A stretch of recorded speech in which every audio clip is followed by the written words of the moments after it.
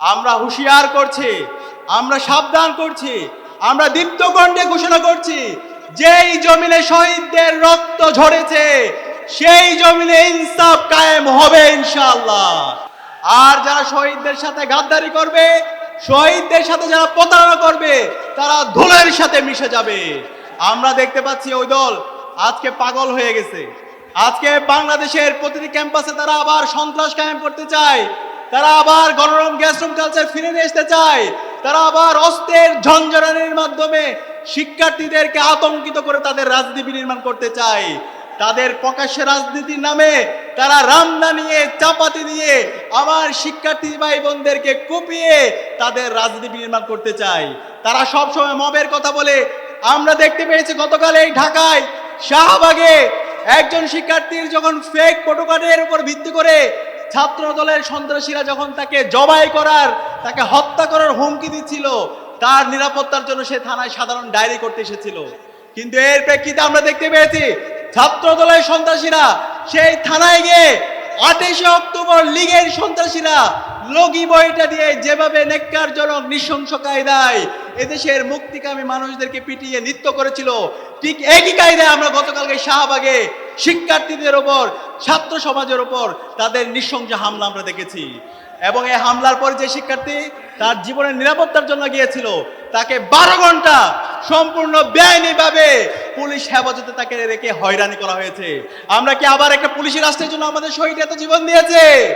সুতরাং আমরা সাবধান করছি, মাননীয় প্রধানমন্ত্রী তারেক রহমান, আপনি যদি মনে করেন যে ক্ষমতায় এসে আপনি যা ইচ্ছে তাই করবেন, জুলাই সনদকে আপনি অধ্যাদেশকে বাতিল করে দিবেন, গণভোটকে অস্বীকার করবেন, মানবাধিকার অধ্যাদেশ বাতিল করবেন, গুম প্রতিরোধ প্রতিকার অধ্যাদেশ বাতিল করবেন এবং এর মাধ্যমে আপনি হাসিনা হয়ে উঠতেও পারবেন। আমরা সাবধান করছি, এই স্বাধীন বাংলাদেশে আপনাদের এই ফেসিবাদ আমরা কায়েম হতে দিব না। আমরা এখন অনুরোধ করব, যে এই কমিটমেন্ট আপনি দিয়েছেন, যে গণভোটে হায়ের পক্ষে আপনি ক্যাম্পেইন করেছেন, সেই কথা আপনি রাখেন।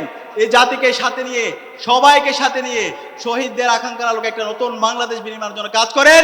এবং যে সন্ত্রাসীরা আছে, ছাত্র দলের, যুব দলের, বিএনপির যারা সন্ত্রাস নৈরাজ্য কায়েম করছে, এই সন্ত্রাসীদেরকে সামলান এবং তাদেরকে বিচারের আওতায় নিয়ে আসেন। ইনকিলাব জিন্দাবাদ। বাংলাদেশ খেলাফত মজলিস কর্তৃক আয়োজিত আজ বিশাল গণসমাবেশে উপস্থিত আজকের আয়োজনের সংগ্রামী সভাপতি, উপস্থিত জাতীয় নেতৃবৃন্দ, উপস্থিত বিপ্লবী ছাত্র জনতা, উপস্থিত সাংবাদিক বন্ধুগণ, আসসালামু আলাইকুম ওয়া রাহমাতুল্লাহি ওয়া বারাকাতুহু। আমরা শুরুতেই শ্রদ্ধার সাথে স্মরণ করছি বাংলাদেশের আজাদী আন্দোলনের সকল শহীদদের, বিশেষ করে জুলাই বিপ্লবের শহীদ আবু সাইদ, শহীদ আলী রায়হান, শহীদ ফয়সাল আহমদ শান্ত, শহীদ ওয়াসিম সহ বিপ্লবের 2000 শহীদ ভাই বোনদের, যাদের আত্মত্যাগের মাধ্যমে আজকে আমরা নতুন বাংলাদেশ পেয়েছি। একই সাথে দোয়া করছি সকল গাজী ভাই বোনদের জন্য, যারা এখনো হাসপাতাল বেঁধে কাতরাচ্ছেন, যারা এখনো পঙ্গু অবস্থায় আছেন, যারা তাদের চোখ হারিয়েছেন, পা হারিয়েছেন। আল্লাহর কাছে দোয়া করছি আল্লাহ তাআলা যেন সকল গাজী ভাই বোনদেরকে দ্রুত সময়ের মধ্যে সুস্থতার নিয়ামত দান করে। একই সাথে শ্রদ্ধার সাথে স্মরণ করছি আধিপত্যবাদের বিরুদ্ধে, আগ্রাসনের বিরুদ্ধে যিনি সব সময় বলিষ্ঠ কণ্ঠস্বর ছিলেন, যিনি সব সময় ইনসাফের পক্ষে কথা বলেছেন, আমাদের সহযোদ্ধা শহীদ শরীফ উসমান হাদিকে। শহীদ শরীফ উসমান হাদির যে লড়াই, সেই লড়াই হচ্ছে আমাদের লড়াই। শহীদ উসমান হাদি আমাদেরকে যে আজাদির রাস্তা দেখিয়েছে, সেই আজাদির লড়াই চালিয়ে যাওয়া হচ্ছে আমাদের কাজ। সংগ্রামী উপস্থিতি, আজকে যেই জুলাইয়ের উপর ভিত্তি করে যেই শহীদদের আত্মত্যাগের মাধ্যমে আজকে আমরা নতুন বাংলাদেশ পেয়েছি, আজকে যে নির্বাচন হয়েছে, সেই নির্বাচন নিয়ে অনেক প্রশ্ন আছে। যাই হোক, তারপরও নির্বাচনের পর যে সরকার এসেছে, সেই সরকার আজকে জুলাইকেও স্বীকার করে।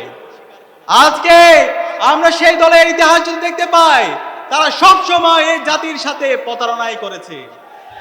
75-এর যে বিপ্লবী ছিল, সেই বিপ্লবের ফসল তারা ঘরে তুলে গেছে।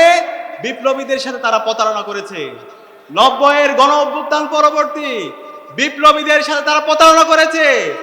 24-এর জুলাই বিপ্লবের যারা বিপ্লবী আছে সেই বিপ্লবীদের সাথে, বিপ্লবের আকাঙ্ক্ষার সাথে আমরা তাদের প্রতারণায় দেখতে পেয়েছি।